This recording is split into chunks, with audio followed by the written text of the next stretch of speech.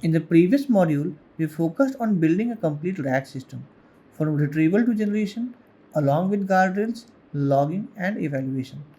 Building the system is only the first step. In real world LLM ops, the bigger challenge is running this system reliably when users start interacting with it. In this module, we will shift our focus from building to operating. We will see how to run the application as a service, how to choose the right LLM runtime, how to control behavior through configuration, and finally, how to deploy and scale a system in a cloud environment. So, this module is all about taking the system we built and making it production ready. Let's start the hands on. In Module 3, we build a RAG system. Now we begin operating it like a real service. The first thing I want to do is run the application locally and verify that full request flow works end to end. I'll start the FastAPI server, open the interactive docs, and test both the indexing endpoint and query endpoint. This is important in LLM ops because reliability does not start in cloud, it starts with local validation. So if you can see over here, we have two endpoints. First is query and second is your index. So index endpoint is to index your documents into the vector DB. Let's say if you have some PDF documents in your local directory or in some cloud storage, you simply need to provide the path of that particular directory, and what it will do, it will index all those documents into the vector DB. Second endpoint is query endpoint. Here we can retrieve the documents from the vector DB, and those retrieved documents will get utilized to answer your question.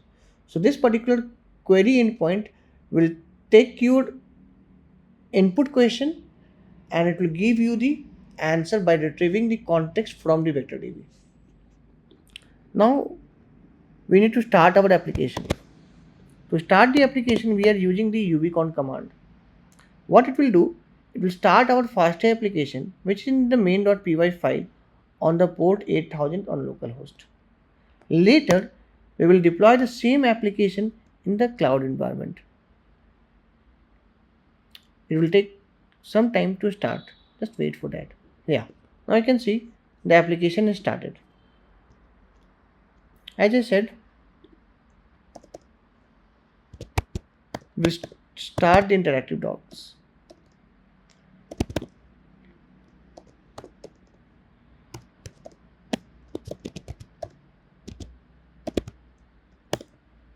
So you can see over here two endpoints, index endpoint and the query endpoint.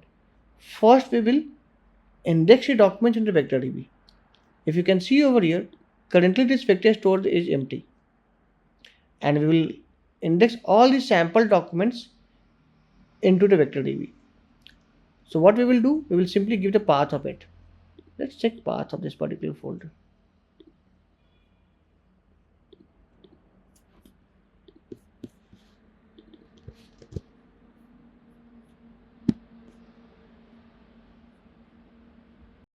So you can see over here, the BERT tokenizer is getting utilized, and BERT embedding model will get utilized to convert all the chunks into the embeddings, and those embeddings will get stored into the vector DB.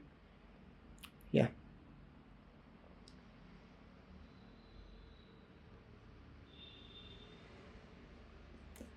Now if you see, the vector DB has got created. As the number of documents were very less, so it took less time. The second step is to test the vector DB and see how it works. Before firing the input query, I just want to show you the LLM model we are using over here. So as I already showed you, with the help of config file, we can decide which LLM provider we want. So first I'll show you with the Ollama, and after that I'll show you that, like, okay, if we change the LLM provider, and then its impact on the latency, and the quality of the response. Let's first test with the Ollama.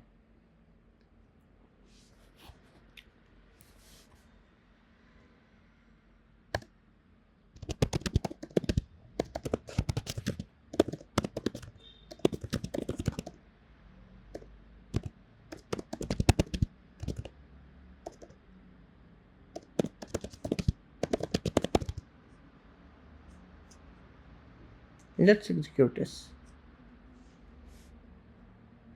In the back end, if you can see, the context has got retrieved.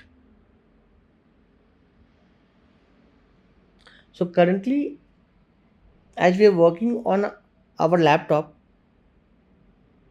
so the LLM model we are utilizing over here have very less number of parameters. So as you can see, answer has got generated internally, and it's doing the evaluation.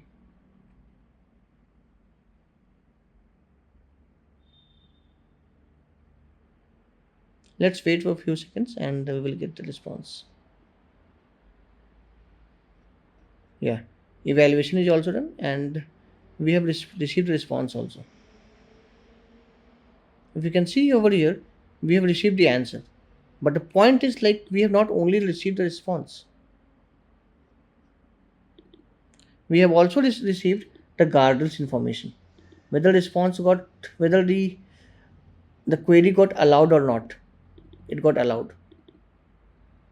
Can you see over here? This was the original question, and as there was no issue, even a sanitized question is also remain same. Second metrics we are getting related to the retrievals, like whether the output response we can send it to the user or not. Again, if you can see, passed. So that's why we are getting the response over here. If you can see over here, we have put top k as 3. Can you see? Yeah. So 3 chunks got retrieved, and for each of the chunks we are seeing some scores which are telling that, like, okay, how relevant those chunks were for the input query, and this is the response.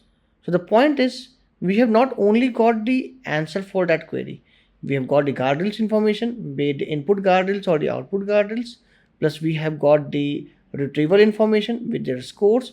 We have also got the latency information, and this is our output answer. Yeah, which prompt version has got used, we have got that information also. We have got information that, like, okay, how many characters of context got utilized, what were the prompt led completely. So in a way, we are getting all the required information which can help us to judge the quality of response. Now, yeah, if you can see over here, these are our evaluation matrices also. This is saying that, like, okay, your answer was like 0.81, so around 81% relevant. Faithfulness 0.25. We are getting the response over here. Now, as the next step, we will compare this output in a case if we use some other LLM provider. Let's say VLLM. VLLM is a framework which helps us to deploy our own LLM models